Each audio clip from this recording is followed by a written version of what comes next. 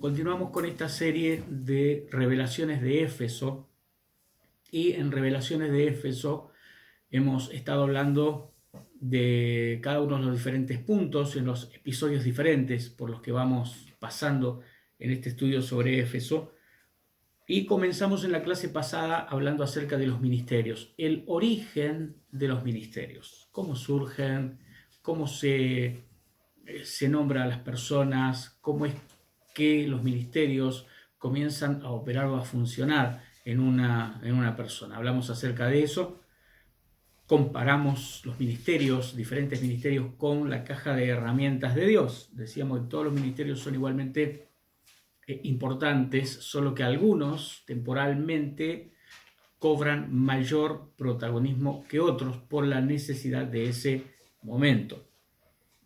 Pero todos son igualmente importantes. Recordemos que la iglesia es un cuerpo, y el apóstol Pablo, cuando habla del cuerpo, cuando habla de las funciones dentro del ministerio, dice que el ojo no le puede decir a la mano no te necesito, tampoco la cabeza le puede decir a los pies no tengo necesidad de ustedes. Todos los miembros son igualmente importantes. Algunos en ocasiones se pueden volver más relevantes que otros, depende de lo que necesitemos usar en ese momento. Hablamos entonces acerca del origen de los ministerios, de dónde surgen.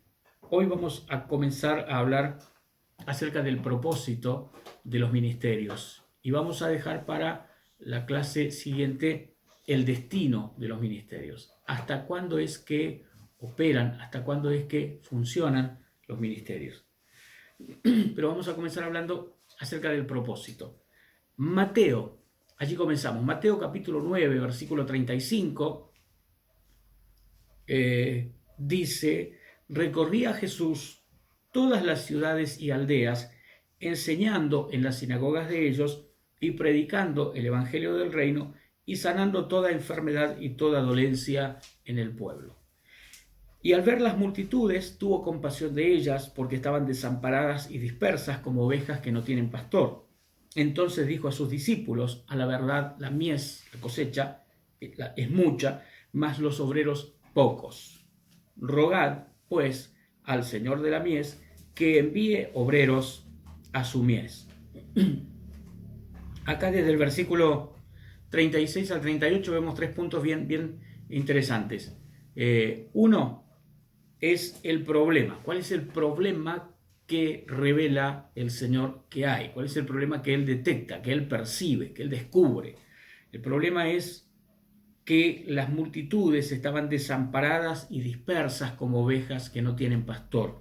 Ese es el diagnóstico de situación. Vemos a Jesús que recorría ciudades y aldeas con formas de vida diferente, con ritmos de vida diferente, con necesidades y recursos diferentes también, pero en todos ellos había un punto de coincidencia y era la necesidad que ellos tenían, desamparadas y dispersas como ovejas que no tienen pastor. Ese es el problema. Entonces le dijo a los discípulos cuál era la causa de ese problema. Le dice, a la verdad, la mies es mucha, mas los obreros pocos. Entonces él aporta la solución, revela el Señor cuál es la solución y le dice a los discípulos, rogad pues al Señor que envíe obreros a su mies. Problema es las multitudes desamparadas y dispersas, sin dirección, sin cobertura, sin una guía, sin una contención. La causa era la falta de personas que atendieran a esas multitudes. La solución es orar para que Dios envíe mayor cantidad de personas a esas multitudes. Entonces el ministerio para el Señor, los obreros del reino, los obreros de Dios, son la solución que Él aporta para ello. Fíjese que esto es bien interesante, porque a veces como iglesia hemos enfocado la oración en orar por almas, por la gente, para que Dios traiga gente a las congregaciones, para que Dios traiga las almas a los eventos, campañas o reuniones especiales. Pero aquí el asunto es que la oración real de la iglesia, la oración que Jesús le dice a los discípulos que tienen que hacer, no es para que la gente venga, sino para que vengan obreros, para que Dios envíe y levante personas que vayan a ellos. Porque en definitiva, no se trata de que la gente venga a nosotros, se trata de que nosotros vayamos a la gente. Por eso en Marcos capítulo 16, versículo 15, dijo Jesús, vayan o ir, como dice la Reina Valera 1960, ir por todo el mundo. Esa es la misión del ministro es ir a donde está la gente. Hemos pensado que colocando un cartel con la información de los días y horarios de reuniones, la gente sola va a pasar por la calle, va a mirar el cartel, se va a enterar de cuándo es que nos juntamos y va a venir solo por iniciativa propia. Cuando el mandato es que nosotros vamos a donde está la gente.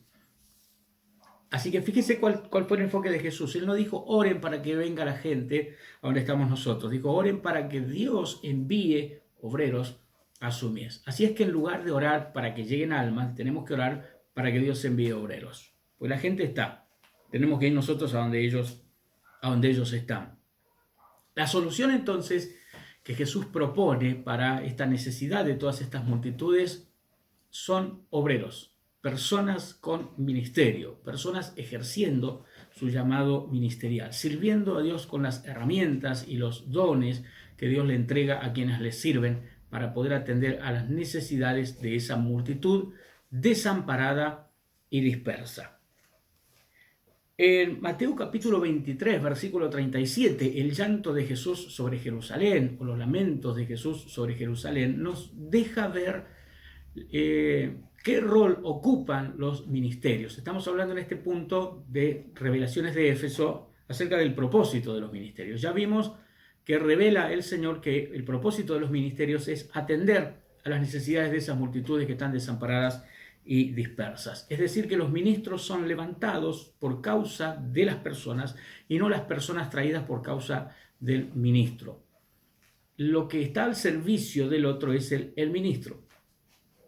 El ministro está al servicio de la gente, el ministro está al servicio de la iglesia o al servicio de la sociedad o al servicio de estas multitudes que estaban desamparadas y dispersas. No es que Dios le trae gente al pastor, es que Dios le lleva un pastor a la gente. Ese es el enfoque completamente diferente. Si un pastor abre un lugar, comienza a hacer reuniones y ora para que Dios traiga la gente, el enfoque es incorrecto.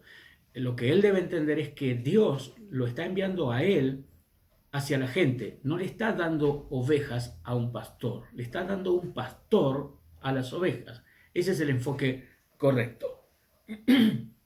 Y acá en el llanto, en el lamento de Jesús sobre Jerusalén, dice Mateo 23, 37, Jerusalén, Jerusalén, la que mata a los profetas y apedrea a los que son enviados a ella.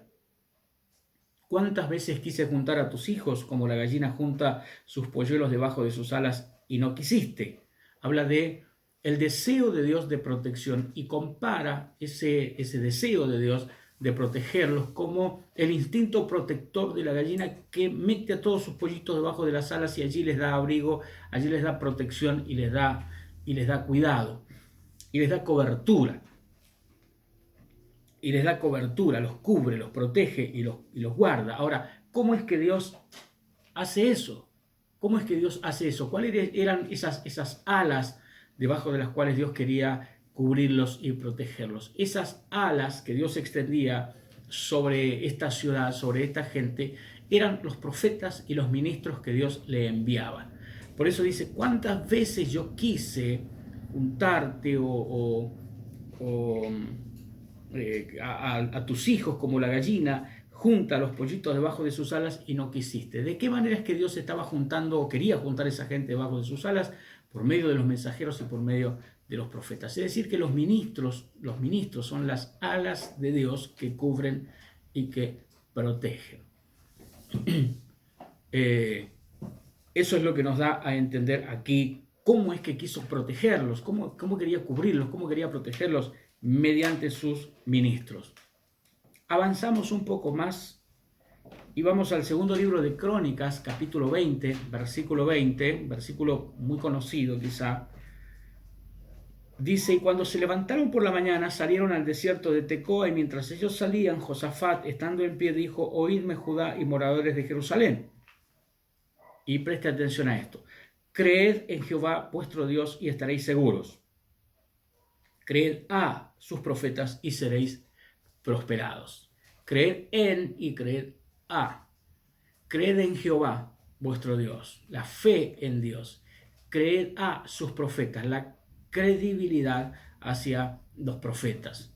Jesús en San Juan capítulo 14, verso 1, les dice a los discípulos: creéis en Dios, creed también en mí. Esto es como una cadena. Si creen en Dios, crean también en mí. Jesús dice: así como el Padre me envió, yo los envío. El que los recibe a ustedes, me recibe a mí. El que me recibe a mí, recibe al que me envió. Vamos en representación de Jesús, que está en representación del Padre. Creed a sus profetas y seréis prosperados. Es decir, que no en el diseño de Dios incluye no solamente creer en Dios, sino también creerle a sus profetas, en este caso, como lo menciona 2 Crónicas 20:20. Porque uno podría decir: no, yo no necesito a ningún pastor, yo no necesito a ninguna persona que me profetice, no necesito a nadie que me ore, no necesito a nadie que me enseñe la Biblia.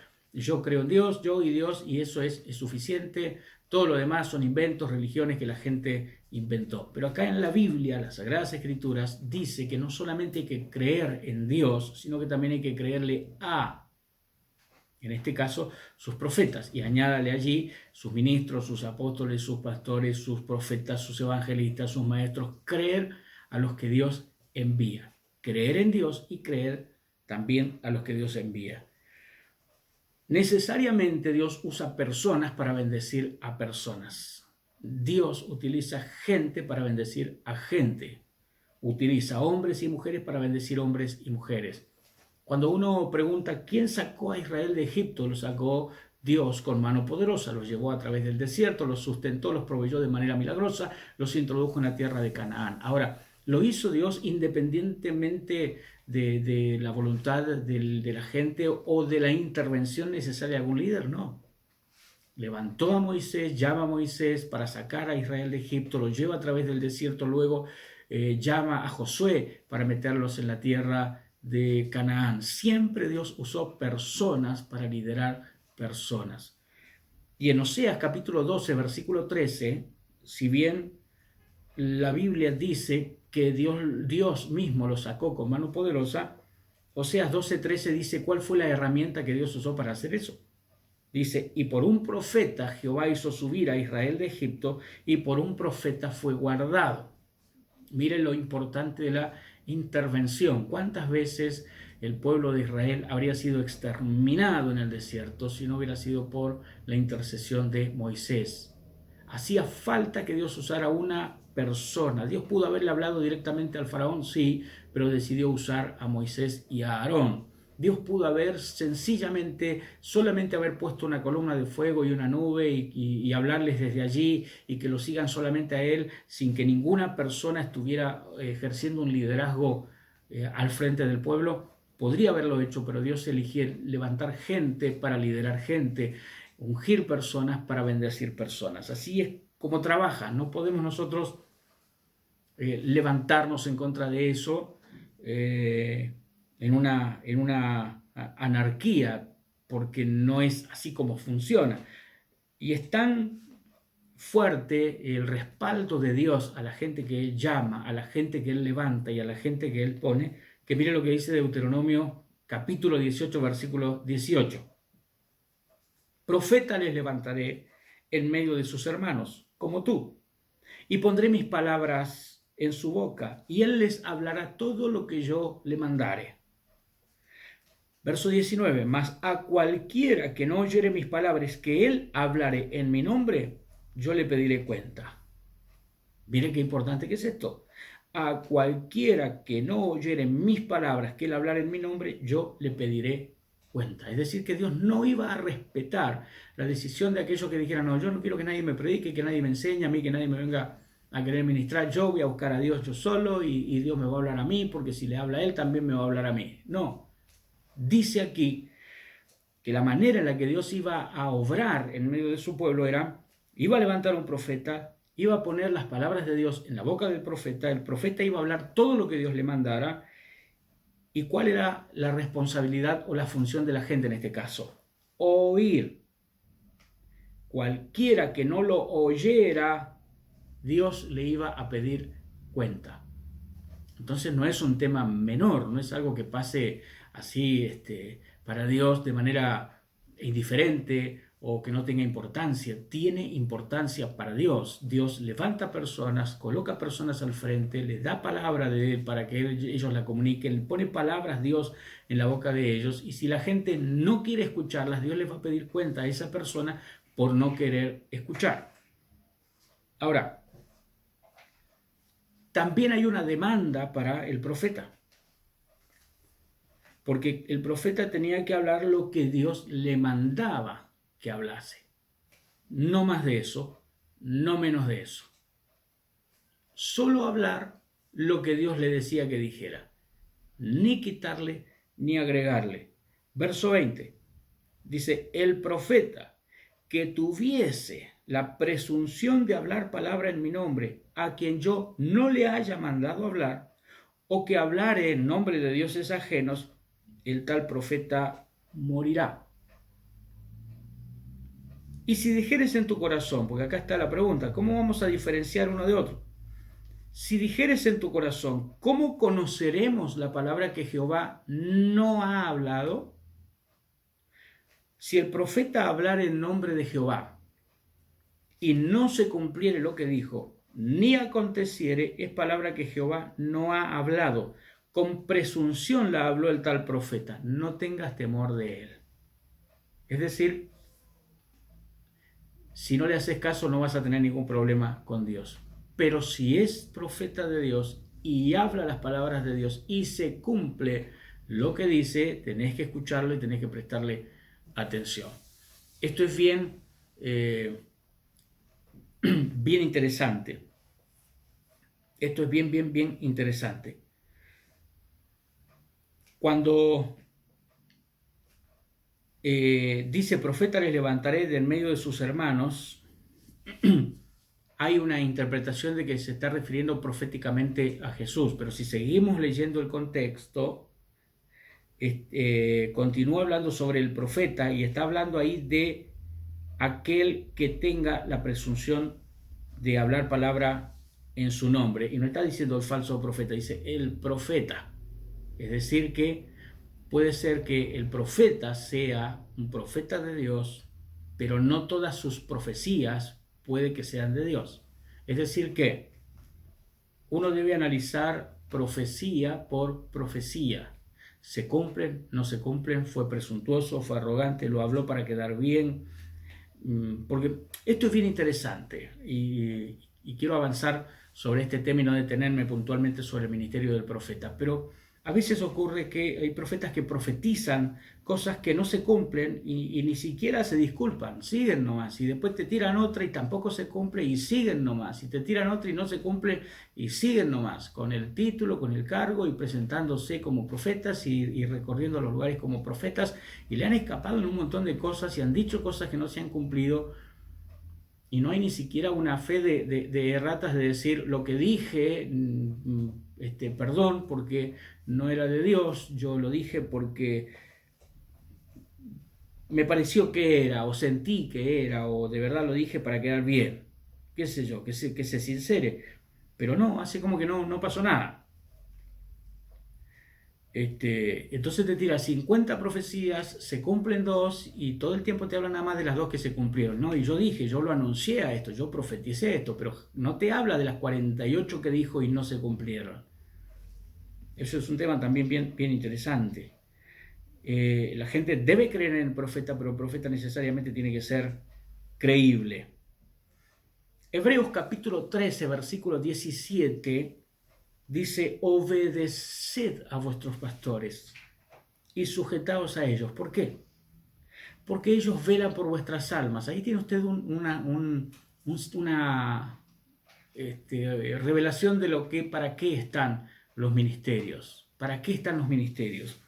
Dice: ellos velan por vuestras almas como quienes han de dar cuenta, para que lo hagan con alegría y no quejándose, porque esto no os es provechoso. Ahora, Los pastores van a dar cuenta por quién.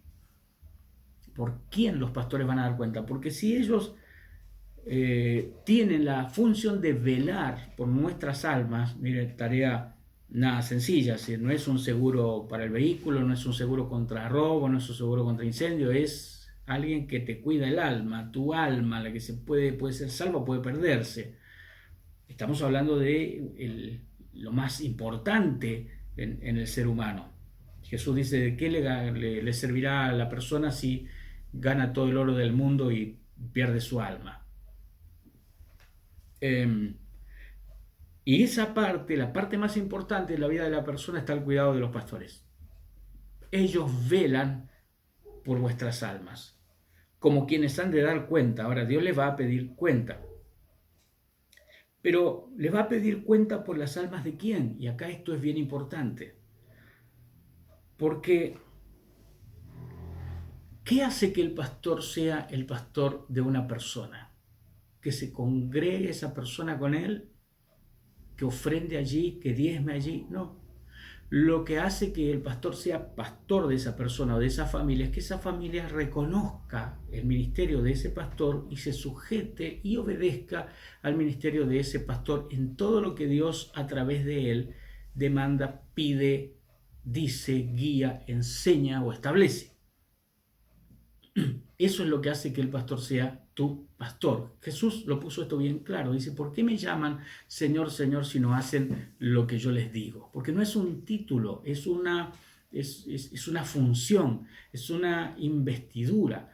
Entonces decirle a alguien, usted es mi pastor, y no hacer nada de lo que te aconseja, es estar mintiendo, no es tu pastor. Puede que te caiga bien, te resulta simpático, te gusta cómo predica, capaz que te hiciste amigo, pero si no tomas sus consejos y si nunca haces lo que él te dice, no es tu pastor. Estás sin pastor, sentado en una congregación, vas todos los domingos y pones tu ofrenda allí, pones tu diezmo allí, pero no tenés pastor. ¿Cómo es eso? No tenés pastor. No tenés pastor. Un día le dije esto a un hermano, le digo, usted no tiene pastor. No, ¿cómo que no? Él es mi pastor y estaba el pastor allí. ¿Usted le ha pedido consejo a su pastor? Si usted ha hecho lo que él le dice, y no, la verdad que entonces no tiene pastor. ¿Cómo es que no tengo pastor? Sí, porque tener pastor no es estar solamente congregado en algún lado, es obedecerle y sujetarte a él. Y esto está en la Biblia. Hebreos capítulo 13, versículo 17. Obedeced a vuestros pastores, sujetados a ellos. Jesús dice, no me llamen Señor si no hacen lo que yo les digo. Pastor debería decir, no me llames pastor si no seguís mi consejo. Porque ahí está el otro asunto.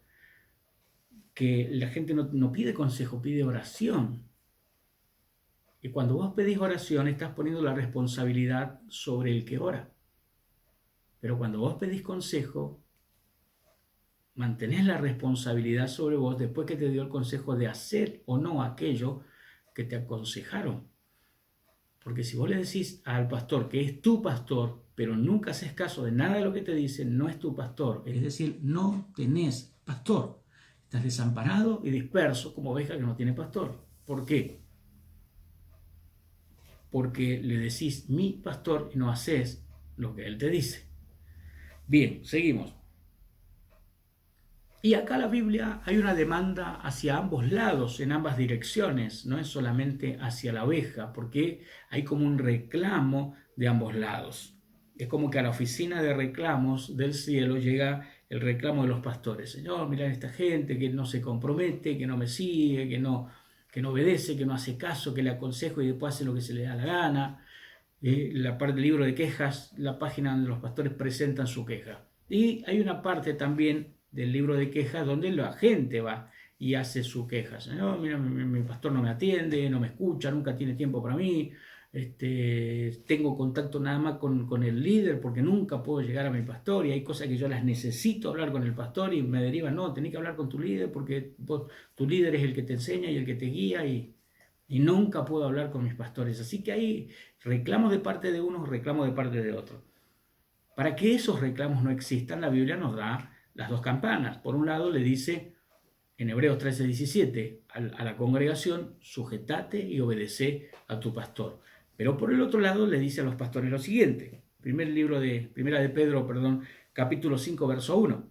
ruego a los ancianos que están entre vosotros, yo anciano también con ellos y testigo de los padecimientos de Cristo, que soy también participante de la gloria que será revelada. Verso 2. Mira lo que dice Pedro. Apacentad la grey de Dios, que está entre vosotros, cuidando de ella, no por fuerza, sino voluntariamente, no por ganancia deshonesta, sino con ánimo pronto, no como teniendo señorío sobre los que están a vuestro cuidado, sino siendo ejemplos de la grey. Y van a ser recompensados si lo hacen así. Y cuando aparezca el príncipe de los pastores, vosotros recibiréis la corona incorruptible de gloria. Así que de los dos lados hay una demanda. De un lado está la demanda de los pastores sobre la iglesia o la congregación o algunas personas en particular, insujetos, rebeldes, difíciles, gente complicada. Y por el otro lado hay gente reclamando al Señor que no son atendidos, que no son escuchados, que nunca pueden hablar con los pastores. Entonces, para evitar este tipo de reclamos, la iglesia tiene que sujetarse a sus pastores, pero los pastores tienen que atender a sus iglesias. Así es como funciona, cuidando de ella no por fuerza, sino voluntariamente, no por ganancia deshonesta, sino con ánimo pronto. Circula una cifra que no dice ni de dónde es, ni quién hace esa estadística, y lamentablemente muchos están compartiéndola sin tener ninguna fuente, ni siquiera confiable de dónde sacaron la información. Pero hay una cifra que aparece por allí, muchos la han compartido, de tanta cantidad de pastores están dejando el ministerio por mes. No sé, 14.000, 15.000 pastores dejan el ministerio por mes. Y al final dice, ora mucho por tu pastor. Ahora, ¿de dónde es estadística? ¿De dónde son esos 15.000? ¿Cómo se sabe? A ver, ¿de dónde sacamos esa estadística? Esa estadística de la cantidad de pastores que renuncian todos los meses se parece mucho a la cifra de abortos clandestinos que hay en el país. Es decir, cualquiera tira un número y hay que creérselo. ¿Y cuál es la idea detrás de todo esto? A veces generar una especie de mirar al pastor como con lástima, o como con compasión, pobre pastor, todo lo que se esfuerza y todo lo que trabaja y todo lo que lucha, ora mucho por tu pastor, y aparece la foto de uno con un montón de cuchillos clavados en la espalda. Y no niego que hay circunstancias, que hay situaciones, pero el ministerio del pastor no es para tenerle lástima, es para tenerle respeto. No es para que estemos todos allí rodeándolo, pobrecito, mirá, le tocó bailar con la más fea, uy, qué feo le tocó ser pastor. No, está honrado con eso, ha sido honrado, ha sido coronado por el Señor con un ministerio, con un llamado, ha sido privilegiado, ha sido, como decía David, sacado, cuando le dice a Mical, a su esposa, Dios me ha sacado detrás de las ovejas y me ha puesto en el trono. Así también Dios ha sacado personas del medio de la congregación y los ha honrado y los ha bendecido con el ministerio pastoral. Ser pastor no es para andar por la vida cabizbajo, despertando la lástima de los demás, es para andar con la frente en alto, sintiendo la honra del llamado y del ministerio. Leí una vez un artículo de alguien que dice, a mí me ungieron como pastor cuando tenía 16 años y allí comenzó mi muerte lenta, dice él, y a partir de allí todo es queja del pastorado. Primero, ¿quién fue el imprudente que lo ungió pastor a esa edad? Y segundo, no entendió nada. Lo ve todo como un sufrimiento, como una carga. A ver, insisto con esto. Cuando te ungen pastor no es para que te tengan lástima. En algunos lugares, cuando enviaban pastores a la obra, no los bendecían. Y creo que todavía hay algunas instituciones que tienen esa mala costumbre. No te bendicen cuando te envían a la obra. Al contrario, dice, bueno, y ahora se va a tener que ajustar bien el cinturón, se va a tener que agarrar bien firme, porque ahora el diablo va a venir con todo, porque ahora usted va a servir al Señor el pastorado. Y lo mandan a la obra, y lo primero que oran va a pasar por sufrimiento, va a pasar por escasez, lo maldicen y lo mandan. No, es una honra, es una honra. Si Dios te ha llamado al ministerio pastoral, no agaches tu cabeza para que te tengan lástima, levantala con respeto, con honra, tenés una función elevada, una función elevada. Muchas veces honramos cargos políticos, Honramos cargos políticos que la gente lo vota y a los 4 años ya lo cambian. Y honramos y le llamamos el honorable a todo eso, el honorable consejo, la honorable cámara, la honorable legislatura. Y parece que nos falta decir el lamentable ministerio. No, es honorable, la frente en alta, bien arriba. Dios te llamó, Dios te sostiene. Dios te llamó, Dios te provee. Dios te llamó, Dios te ayuda. Frente en alto, frente en alto, poniendo en alto el nombre del Señor. Si no, imagínense qué vocación de servicio podemos despertar en los hermanos si entramos al ministerio como que fue lo peor que nos pudo haber pasado y nos toca la desgracia de tener que pastorear una iglesia. ¿A quién vamos a alentar así? ¿A quién vamos a animar así? Debería ser un ministerio deseado, anhelado. El servir al Señor es una honra. No es una lástima, es una honra. Sigue. Verso 5 dice, igualmente jóvenes están sujetos a los ancianos y todos sumisos unos a otros, revestidos de humildad. ¿Por qué? Porque Dios resiste a los soberbios y da gracia a los humildes. Humillaos pues bajo la poderosa mano de Dios, para que Él os exalte cuando fuere tiempo. Cuando fuere tiempo, ni antes ni después, cuando fuere tiempo. Efesios 4:11, mire qué interesante esto. Jesús constituyó los ministerios, constituyó a unos apóstoles, a otros profetas, a otros evangelistas, a otros pastores y maestros, a fin de perfeccionar a los santos para la obra del ministerio. ¿Para qué constituyó Jesús? Ahora dice constituyó. Y lo recalco a esto, y lo enfatizo y lo reitero a esto. Jesús constituyó, porque mucha gente cree que los ministerios son títulos que uno se pone uno mismo. Y yo no quiero ningún título, y yo no me voy a poner ningún título, yo voy a servir al Señor, yo no necesito títulos. No leíste la Biblia si andás pensando de esa forma tan absurda. Jesús constituyó. Y no son meros títulos, son funciones. Son funciones. Apóstoles, profetas, evangelistas, pastores y maestros. ¿A fin de qué?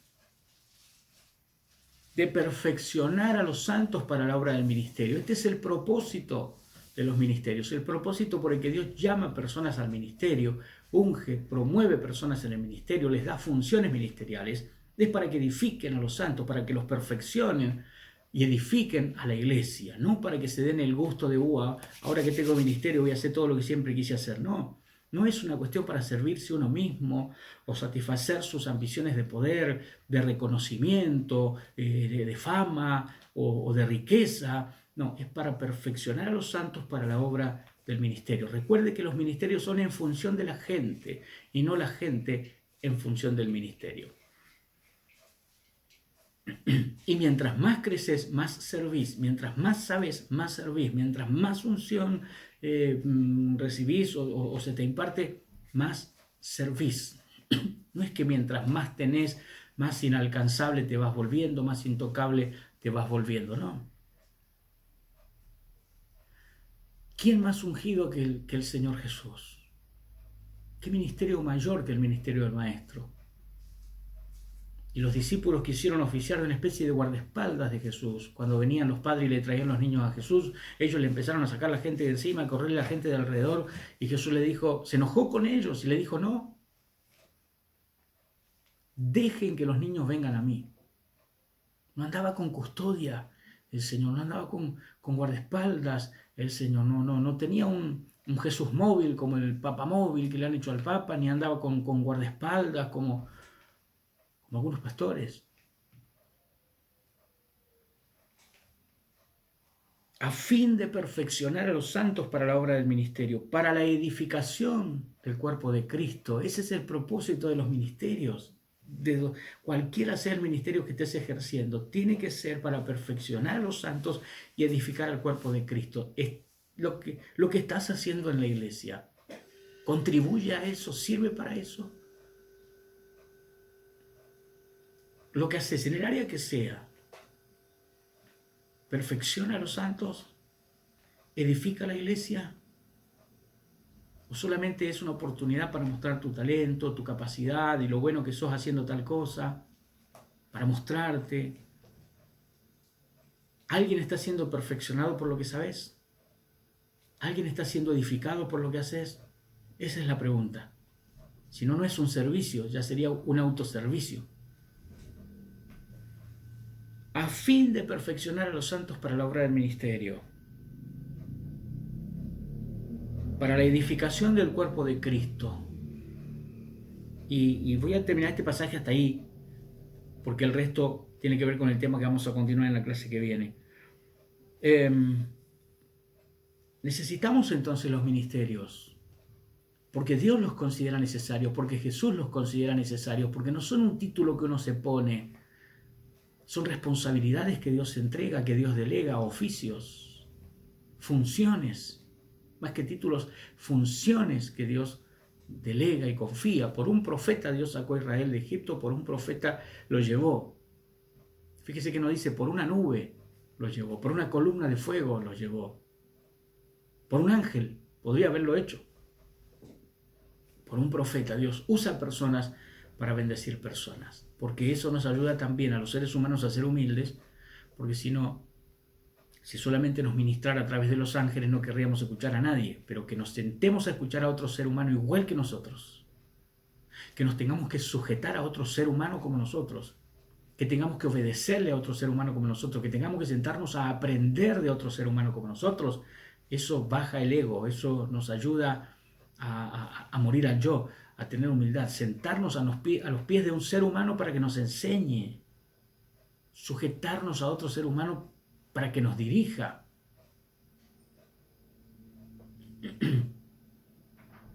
Eso requiere humildad. Y el Señor Jesucristo, siendo Dios mismo, se humilló hasta ser un ser humano. Y bajó un escalón más y se hizo siervo. Y bajó otro escalón más y murió en medio de delincuentes. Por eso Pablo dice, haya pues en vosotros el mismo sentir que hubo en Cristo Jesús, el cual no se aferró a que era Dios, sino que se humilló a sí mismo. No, él pudo haber peleado por su lugar y haber desde la cruz, haber dicho una sola palabra y haber terminado con todo el mundo que estaba ahí abajo. Se dejó ofetear y no se defendió.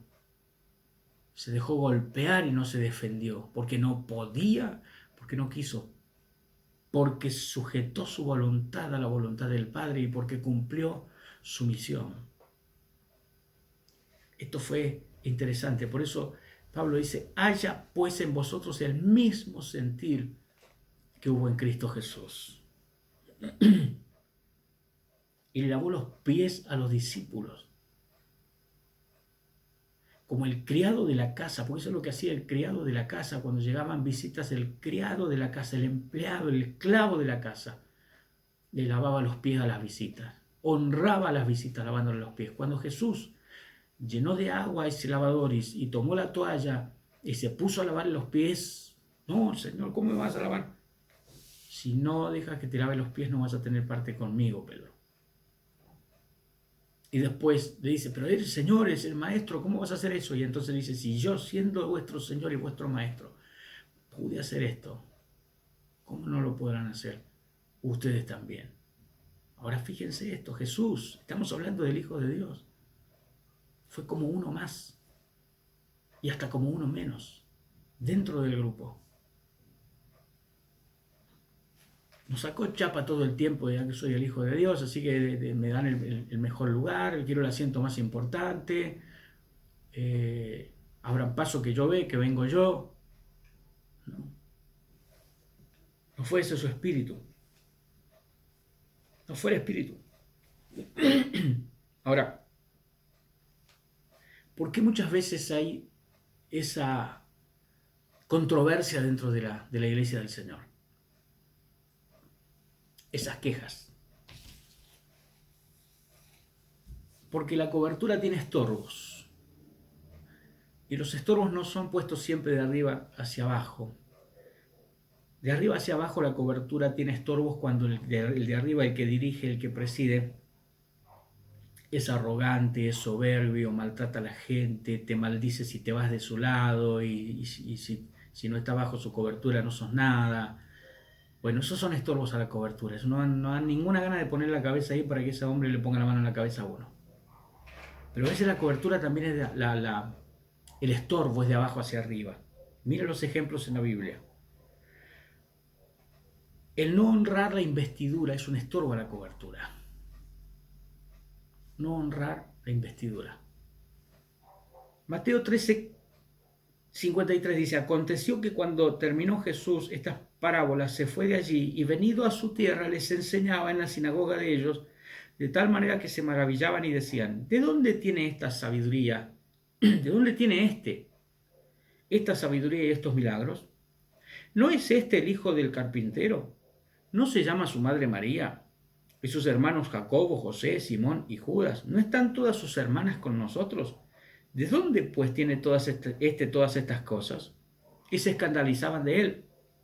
Pero Jesús les dijo: no hay profeta sin honra sino en su propia tierra y en su casa. Y no hizo allí muchos milagros a causa de la incredulidad de ellos. Fíjese que el estorbo a la cobertura y a que recibas lo que Dios puso en las personas que Dios puso para bendecirte es descreer de esa investidura, no respetar esa investidura. Lo vieron a Jesús como al hijo del carpintero, un vecino más. Si se crió acá, iba con mis hijos a la escuela, algunos han dicho yo estudié junto con él. Lo vieron como un vecino, y como lo vieron como un vecino, solo tuvieron un vecino, pero los que lo vieron como un Mesías tuvieron un Mesías. Y Jesús era el vecino, pero era el Mesías. Ahora vos podés ver a tu pastor como tu amigo de la infancia y nunca verlo como tu pastor y no honrar la investidura del ministerio que Dios le dio. Y vas a tener un amigo de la infancia, vas a tener confianza con él, le vas a decir el flaco, el gordo, el pelado, lo que sea que le digas, o el apodo con el que lo conociste. Y vas a ver a tu pastor y te vas a acordar de las cosas que hacían juntos, y vas a decir: oh, las cosas que habremos hecho con este, y vas a tener llegada a él, porque bueno, se conocen de chico, pero solo vas a tener un amigo de la infancia, nunca vas a tener pastor a menos que honres su investidura, a menos que dejes de verlo como la gente lo veía a Jesús. Y lo ve así: lo conozco de chico, sí, fuimos compañeros, sí, hicimos un montón de travesuras juntos, sí, pero ahora es mi pastor. Es mi vecino, sí, pero ahora es mi pastor. No lo voy a tratar como al vecino, no lo voy a tratar como al amigo de la infancia, no lo voy a tratar como a mi compañero de colegio, lo voy a tratar como a mi pastor, porque si yo lo miro como mi pastor, yo voy a recibir lo que él tiene como pastor para darme. Pero si yo lo miro como a mi vecino, solo tengo un vecino. Si lo miro como a un amigo, solo tengo un amigo. Esta gente de Nazaret, donde se había criado Jesús, solo lo vieron como un vecino. Y como un vecino vino y se fue. Pero de otras ciudades, le traían a los enfermos porque lo veían como al sanador, venían a escucharlo porque lo veían como un maestro, y sus propios vecinos recibieron nada en comparación a gente que no lo había conocido, pero que vio en él una investidura espiritual. Así que no te sirve de nada ser el mejor amigo de tu pastor si no aprendiste a ser la oveja de tu pastor.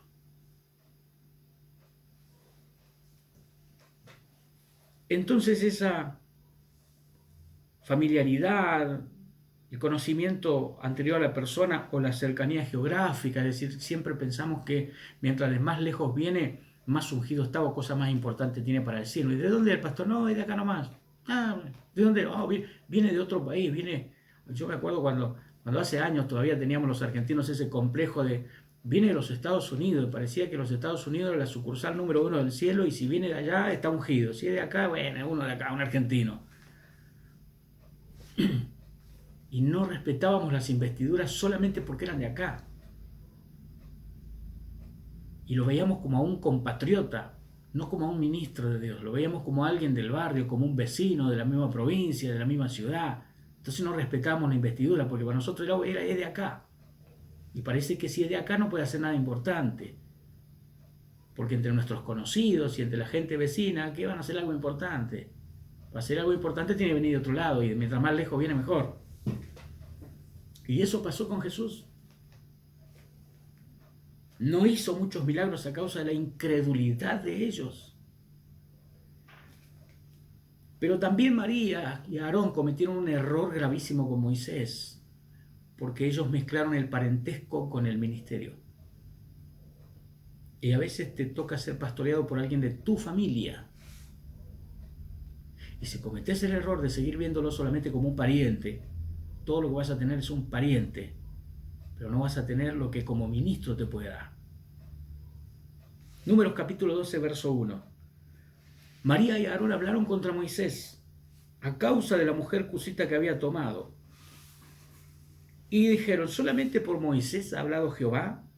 ¿No ha hablado también por nosotros? Y Jehová lo escuchó. Moisés no los escuchó, obviamente estaban hablando a espaldas de él, pero nunca se puede hablar a espaldas de Dios. Y aquel varón Moisés, dice el versículo 3, era muy manso, más que todos los hombres que había sobre la tierra. Aun si los hubiera escuchado, no le habría dicho nada. Pero Dios habló por Moisés. Luego dijo Jehová a Moisés, a Aarón y a María, salid vosotros 3 al tabernáculo de reunión. Y salieron ellos 3. Entonces Jehová descendió en la columna de la nube y se puso a la puerta del tabernáculo y llamó a Aarón y María y salieron ambos. Y él les dijo, oíd ahora mis palabras. Cuando haya entre vosotros profeta de Jehová, le apareceré en visión, en sueños hablaré con él.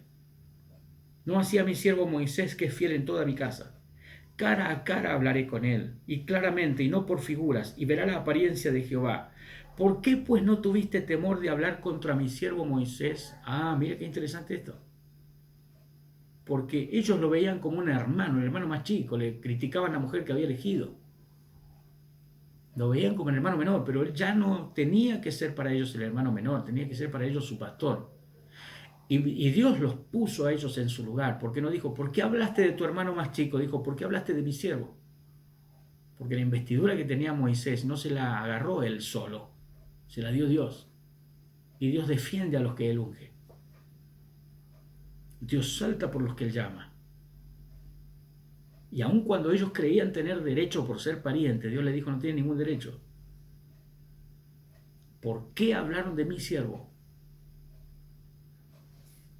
No tuvieron temor de hablar contra mi siervo.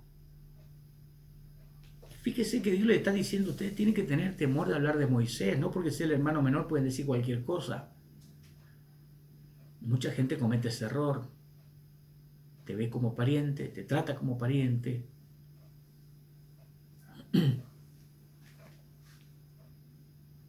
Y esto va también, y permítanme sumarlo, el tema de la amistad. Tengo no muchos amigos en el ministerio, pastores, y tengo doble bendición con ellos, como amigos, pero como pastores también. Nunca permito que el hecho de que sean mis amigos me deje de verlos como pastores, porque entonces me quedaría con una mitad, me quedaría con una parte de todo lo que ellos pueden ofrecerme de parte de Dios. Son mis amigos y disfruto y me bendice su amistad, pero son hombres de Dios y eso me bendice mucho más todavía. No dijo que se confundan las cosas, no confundan las relaciones. Y por último, estorbo de cobertura, ¿qué pasó finalmente con María? Quedó leprosa por 7 días, fuera del campamento.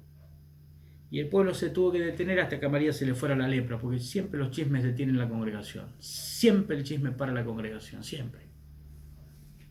Y es uno el leproso, pero pagan todos, se queda todo detenido. Y tuvo que orar Moisés por su hermana para que Dios le quitara la lepra.